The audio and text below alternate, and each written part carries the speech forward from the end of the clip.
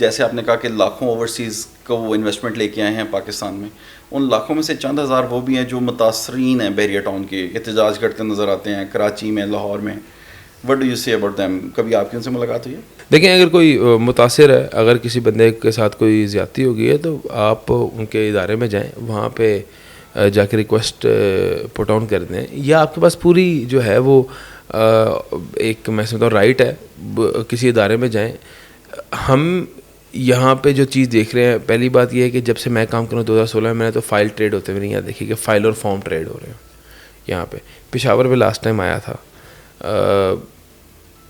پلاٹوں والے متاثرین اگر کوئی ہیں, اگر کوئی فار ایگزامپل ان کے آرگنائزیشن کے اندر کسی اسٹاف کی نیگلیجنس کی وجہ سے کوئی متاثر ہوا ہے, تو یہ ملک صاحب نے نہیں کیا. اس جرم کی سزا ملک صاحب کو نہیں ملنی چاہیے, اس بندے کو ملنی چاہیے جس کی وجہ سے یا جس کی نیگلیجنس سے کسی بندے کا پلاٹ جو ہے مس ہو گیا, یا کسی بندے کے جو ہے نمبر جو ہے وہ نہیں لگ سکے. بہرحال یہ ایک کامن ایشوز ہیں, یہ بالکل ہرگز نہیں ہونے چاہیے, اور ہم اس کو بالکل سپورٹ نہیں کرتے. کسی کے ساتھ زیادتی نہیں ہونی چاہیے. جس بندے نے اپنی محنتی کمائی سے ایک سرمایہ کاری کی ہے ایک کسی ادارے کے اندر, یا کوئی پلاٹ لی ہے, اس کو پلاٹ ملنا چاہیے, اور ہم اس کے ساتھ کھڑے ہوئے ہیں. اس کو آواز بالکل بلند کرنی چاہیے, اور اس کو ادارے میں جا کے جو ہے اپنی کمپلین رجسٹر کرنی چاہیے. اور میں انشاءاللہ اس بات پہ پوری امید ہوں کہ ادارہ ضرور ساتھ دے گا. اس کی وجہ کہ ہم نے آج تک ابھی تک جو کلچر دیکھا ہے, ہر بندہ جو کہ وہاں جا کے اپنا مسئلہ بتاتا ہے, ان کا مسئلہ حل ہوتا ہے. مطلب میں ان کے ساتھ میری وابستگی ہے. آپ نے کہا کہ عدالتیں کھلی ہیں, کسی کو کوئی مسئلہ ہے تو وہ وہاں جا سکتا ہے. آپ کو بھی پتہ ہے, آپ کا بھی ایک بزنس میں نقصان ہوا, تھوڑا سا فراڈ بھی ہوا آپ کے ساتھ, آپ نے بھی عدالتیں کے دروازے کھٹکھٹائے. پاکستان میں ریلیف کا کوئی کلچر ہے نہیں, تو ڈو یو تھنک کہ ایک ملک ریاض صاحب جیسی شخصیت کے سامنے عدالتوں میں کوئی آپ کو ریلیف مل سکتا ہے؟ ہم بنانا ریپبلک میں تو نہیں رہ رہے. ہمارے پاس جو مینز ہیں ہم نے وہ اختیار کرنے ہیں, فساد تو نہیں کرنا. یہ فیصلے خود تو نہیں چوکو چوراہوں میں کرنے شروع کر دینے. ہمارے پاس جو ٹولز ہیں وہی یوز کر کے ہم نے انصاف کا, عدل کا راستہ اختیار کرنا ہے اور اپنا حق حاصل کرنا ہے. اب فار ایگزامپل کسی نے میرے ساتھ زیادتی کی ہے, تو میں تو پستول پکڑ کے اس کو جو ہے وہ قتل نہیں کر سکتا, یا اس سے اپنا حق نہیں لے سکتا. میں نے قانونی راستہ اختیار کرنا ہے. تو ایک سویلائز سٹیزن ہمیشہ جو ہے وہ پروموٹ کرتا ہے قانونی راستہ, اور ہمیشہ قانونی راستہ ہی اختیار کرتا ہے. تو وہی میں بات کر رہا ہوں کہ ہمارے پاس اور کوئی چوائس نہیں ہے, اور کوئی چارہ نہیں ہے.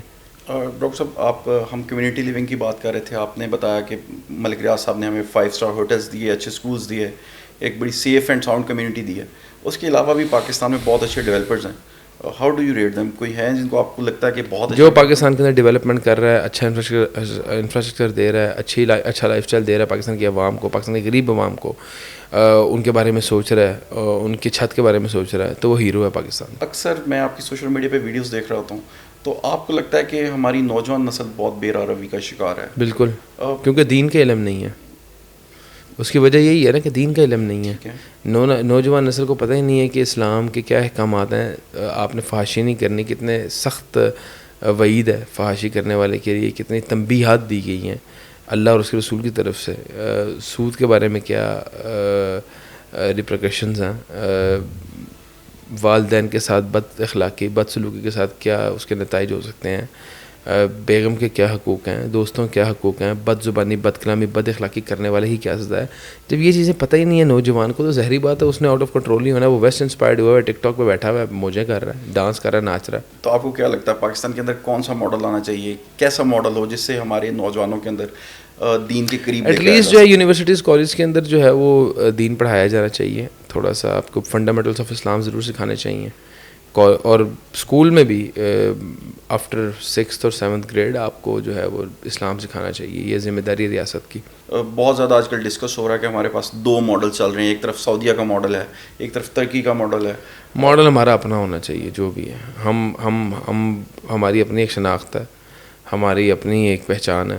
ہمیں کسی کا ماڈل فالو کرنے کی ضرورت کیا ہے؟ ہم نے ہمیشہ فالو نہیں بننا ہے بھائی. ہم نے اپنی نوجوان نسل بچانی ہے نا, ہماری نوجوان نسل پرابلم میں ہے نا, تو ہم نے بچانا ہے. تو ہم نے دیکھنا ہے کتنی بیماری ہے یا کتنا مرض ہے, اس حساب سے ہم نے دوائی دینی ہے نا. تو وہ پراپر ہم نے خود ہی اس کی ڈیزائننگ کرنی ہے اور ری ماڈلنگ کرنی ہے.